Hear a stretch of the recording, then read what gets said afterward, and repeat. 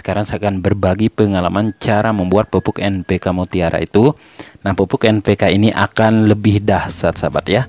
Dan kekuatannya itu bisa 10 kali lipat dan bisa menjadi pupuk bionuklir. Dengan cara apa sahabat? Dengan cara memfermentasi. Sahabat ya, untuk pupuk NPK ini sebenarnya setiap kali kita menaburkan ke tanah kita, tanah itu akan menjadi tidak subur. Nah, ketika kita akan melakukan fermentasi, entar selain menyuburkan tanah, juga bisa menyuburkan tanaman kita dengan memakai satu bahan yang akan kita campurkan bersama I4 gitu. I4 ini adalah penambat nitrogen, pelarut fosfat, dan penghasil fitohormon dan perombak bahan organik. Nah, banyak yang berkesimpulan bahwa tidak boleh pupuk NPK itu dicampur dengan bahan yang berbahan organik. Tetapi bukan begitu sahabat ya. Menurut pengalaman saya, ketika kita melakukan fermentasi atau pengomposan, percampuran bahan organik dengan pupuk kimia itu akan hasilnya lebih dahsyat sahabat ya. Silakan sahabat buktikan kalau tidak percaya. Nah, sekarang pupuk I4 decomposer ini kita akan aktifkan dulu sahabat ya. Nah, dengan cara apa? Pertama kita siapkan gula sebanyak 250 gram. Nah, gula tersebut kita akan potong-potong seperti ini sampai hancur lebur. Lalu kita siapkan air cucian beras sedikit. Kita taruh di wadah tersebut air cucian beras ini sahabat ya. Dan kita masukkan gula yang sudah kita potong-potong seperti ini untuk tujuannya mengaktifkan dulu E4 itu agar lebih kekuatannya itu lebih bagus dan siap memfermentasi pupuk kimia tersebut sahabat ya. Nah, setelah itu kita memakai 3 tutup dari botol I4 ini sahabat ya, dengan ukuran misalkan I4 250 gram sahabat ya, dengan ukuran NPK 250 gram.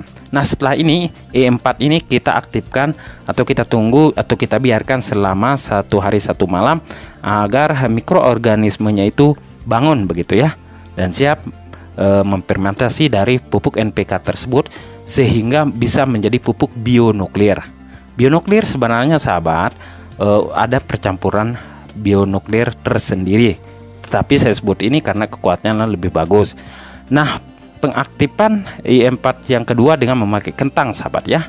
Kentang sebanyak 1 biji dan kita taruh di air yang sudah kita sediakan. Setelah itu sahabat baru kita akan masak dari kentang tersebut. Nah, seperti ini.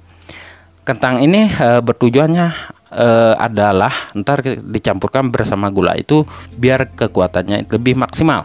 Lalu kita siapkan air leri atau air cucian beras sebanyak kurang lebih di sini adalah 2 liter sahabat ya dari air cucian beras itu. Oke, sekarang kita akan lihat kentang tersebut. Nah, ini sudah matang air dari kentang tersebut sahabat. Lalu kita taruh di blender sahabat ya. Tujuannya untuk menghalusi kentang tersebut. Setelah ini sahabat, nah kita langsung blender dari kentang ini sahabat ya. Kentang, setelah itu baru kita siapkan NPK bersama air leri. Nah, ini NPK yang saya akan fermentasi adalah sebanyak 250 gram atau sebanyak 1 gelas.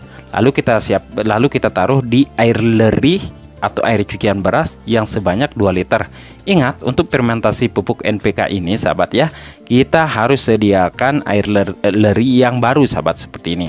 Nah, oke, kita langsung taruh pupuk NPK tersebut.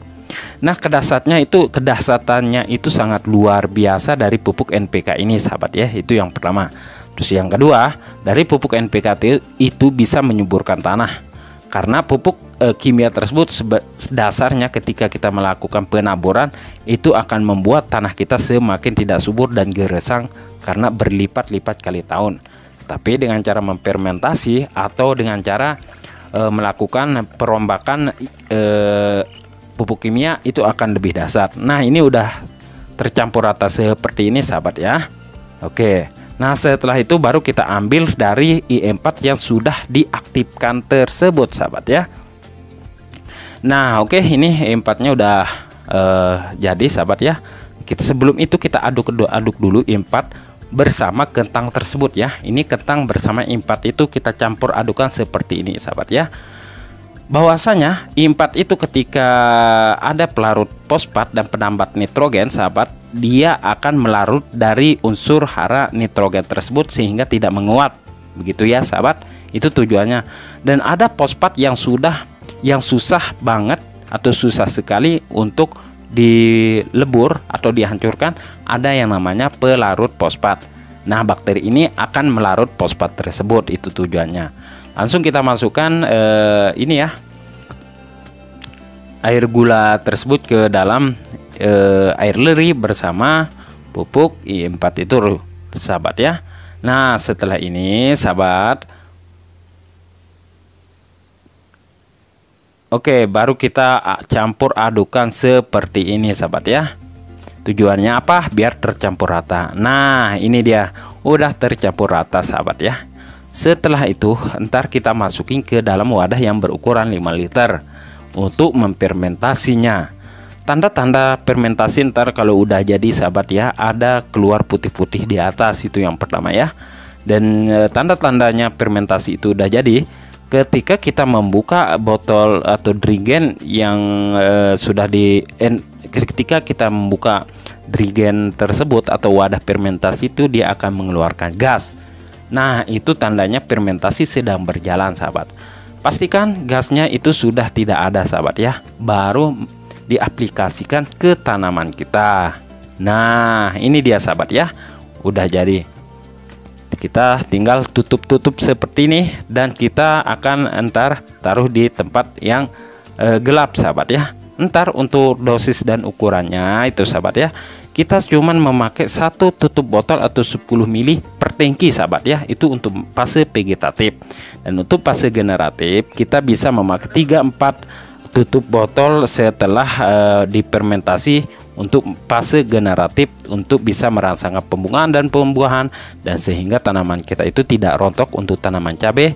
Dan untuk tanaman padi itu bisa membuat buah-buah padi atau bulir-bulir padi kita itu akan menjadi lebih besar dan malainya akan menjadi panjang, begitu ya, sahabat. Nah, misalkan begini contohnya di sini. Ada video kemarin saya sudah buat.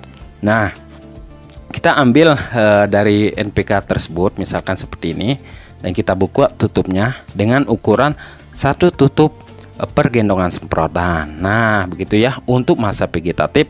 Lalu setelah itu kita siram misalkan ke tanaman jagung. Nah, ini contohnya seperti ini, kita siram, sahabat ya, secara merata. Tapi jagung ini udah masuk masa generatif ya. Misalkan untuk tanaman padi yang pas vegetatif atau pertumbuhan anakan, kita bisa menyemprainya di bawah daun seperti ini, sahabat ya. Nah, itu dia. Dan silahkan sahabat coba dan buktikan sendiri di tempat sahabat masing-masing. Semoga berhasil. Dan ingat, harus sampai terjadinya ada pengeluaran gas, begitu sahabat ya. Nah, berjumpa lagi di video selanjutnya. Assalamualaikum warahmatullahi wabarakatuh.